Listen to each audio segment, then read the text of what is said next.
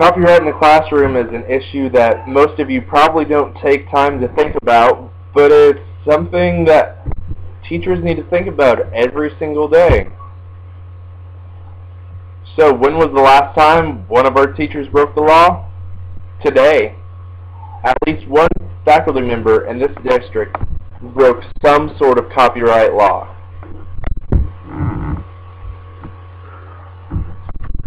So you're thinking, oh, what's the big deal? The big deal is that it is a law and the district is liable for this law being broken.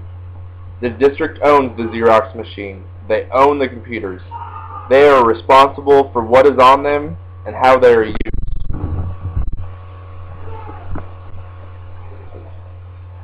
So copyright and fair use laws have a lot of confusion surrounding them.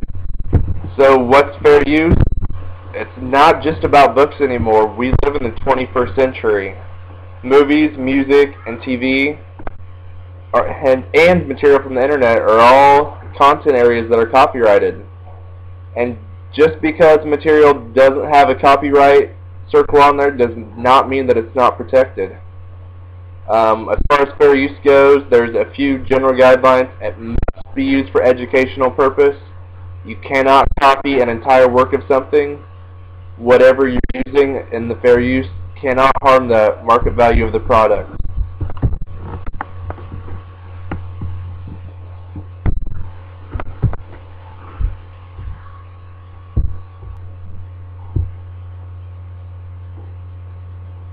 So rewards is another area in the grade school system that teachers use all the time. We all know that rewards are a good way to get children motivated, but part of the fair use said educational use only. As soon as any of this is coming into account, it starts breaking the law. That means no movie days. You can't rent a movie from the video store and use it for a reward party. That's a law that every single teacher in the building breaks. Most of the upper grade classes get AR parties for meeting goals, and the teacher usually just goes downtown and rents the latest Disney movie. That is technically breaking the law, and who's liable? The district. The school website is the one area where the district is most liable, and there's several reasons for that. One of it simply has to do with the amount of people who update it. The website's updated daily, and there's not one central editor. No one person is responsible for the content that gets put on the website. The district's responsible for it. And another main reason is it's the students that are updating it. It's so easy for them to go Google an image and copy it. They don't care who owns it. They just put it on there. And many people access the website on a daily basis. And it's not just people from our district that are looking at this. It could be anybody from around the world could see content that they own on our district website, and we are liable for it. We could easily be sued.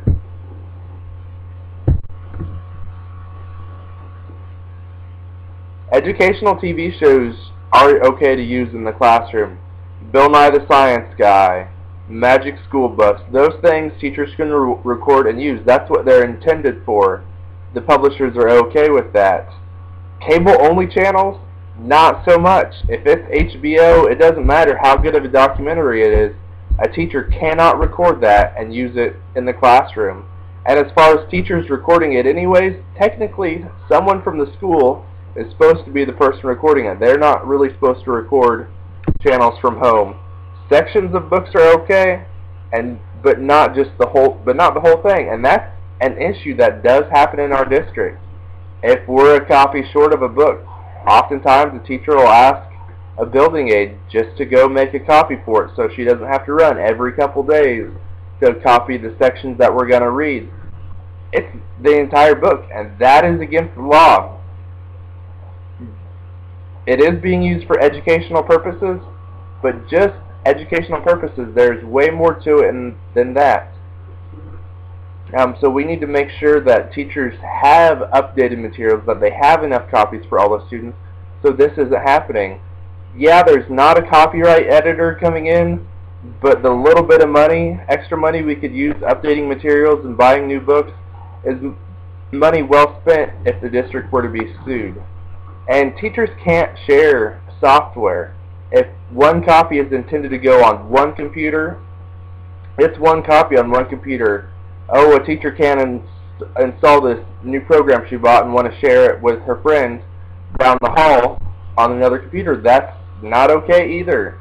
It's the district buys certain licenses for software, and the software on the computers issues. It's a very important issue for the district to be aware of, because that is one area that they can easily be caught. A lot of times software developers will build in a little program to let them know if something is not up to standard, if that is being installed on more computers than it's supposed to. And one thing that did surprise me, and our district doesn't normally do this, but the library is allowed to lend out software to students for 2-week periods, but they have to make an effort to make sure that that program gets uninstalled from the computer at home. And I'm actually kind of glad that our district doesn't do this. It just seems like an easy way for me to get us in trouble. Yeah, most students do have computers at home, and it might be a great way to enhance learning opportunity, but until the point in time when our district can get laptops and own the software on all the laptops, until that point I don't think it's a good idea for us to be lending out software. And we really do have a great tech person for our district.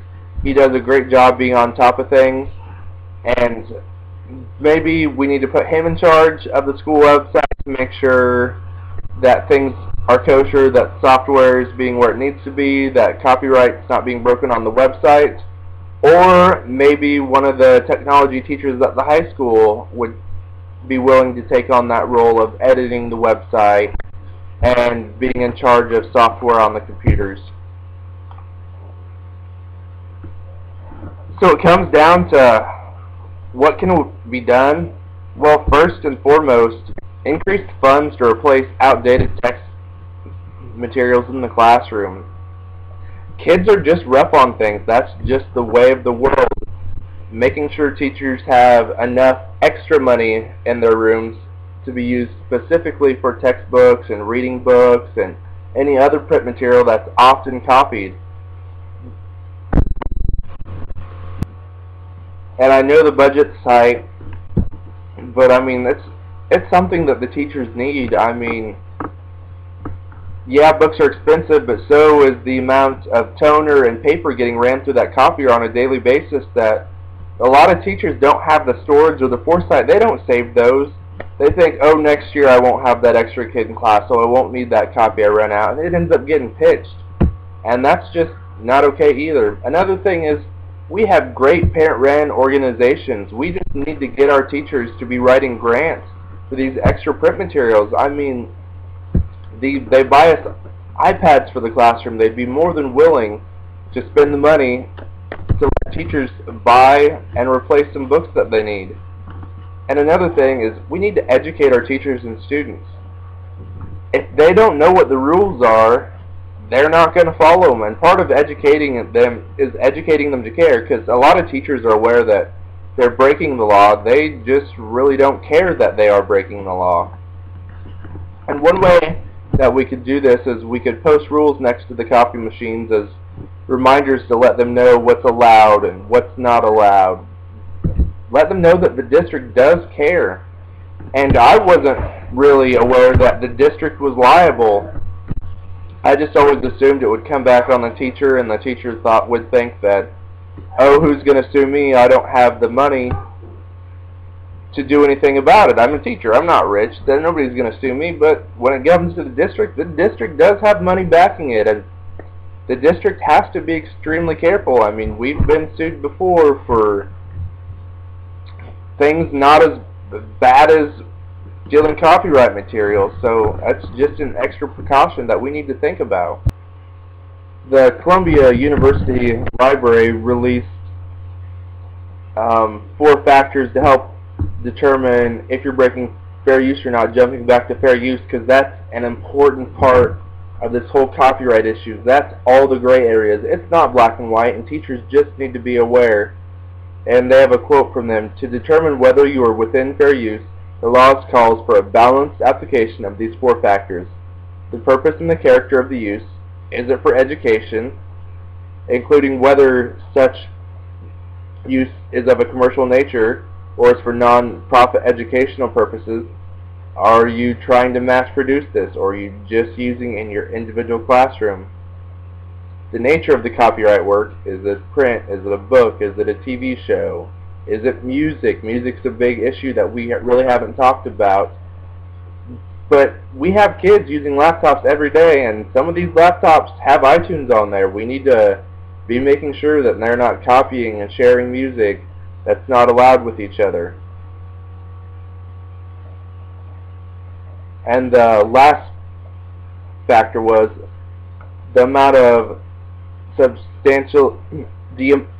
amount and substantiality of the portion used in relation to the copyrighted work as a whole. Like I said, the teachers are copying the entire books. That's not okay. And the last one, the effect of the use upon the potential market or value of the copyrighted work.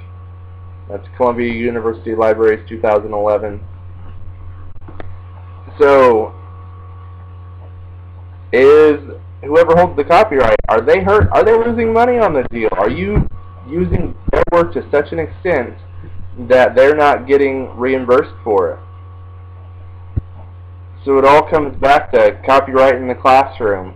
It's a big deal. We need to make sure our teachers are educated. We need to make sure our students are educated. We are committed to education, yet many people turn a blind eye. They just don't want to know about this. But it is a big deal. It's breaking the law. And it's an important issue. So when was the last time a teacher broke the law? It was today. It was me. I admit it. I went and copied stuff today that I shouldn't have. I was breaking law today, but I had a classroom full of students, and I didn't have the resources available to me. And so what can we do about it? The main thing we can do about it is we need more funding for teachers. We have outdated materials, so we either need to hurry up, and it's been discussed at the past several board meetings whether we're just going to get iPads and do all electronic textbooks, which I'm an advocate for. I mean, the books are heavy for the students, and that way we would know what content's on there. Teachers wouldn't have to be worrying about making copies on the copy machine all the time, and we would have the current information for the students. Things like in science, there's new things discovered all the time. Those could be updated on a yearly basis instead of waiting 5 years, sometimes 10 years to get new textbooks. So just to recap again really quick, what can be done? Teachers need more funding, whether that's from the district or for grants. And then education is what we need to do. We need to educate teachers. We need to educate students. And lastly, let's post rules next to the copy machines as a reminder. If teachers know that the district and board members are concerned about this, they're going to start being more concerned about it as well. Thank you very much for your time, ladies and gentlemen.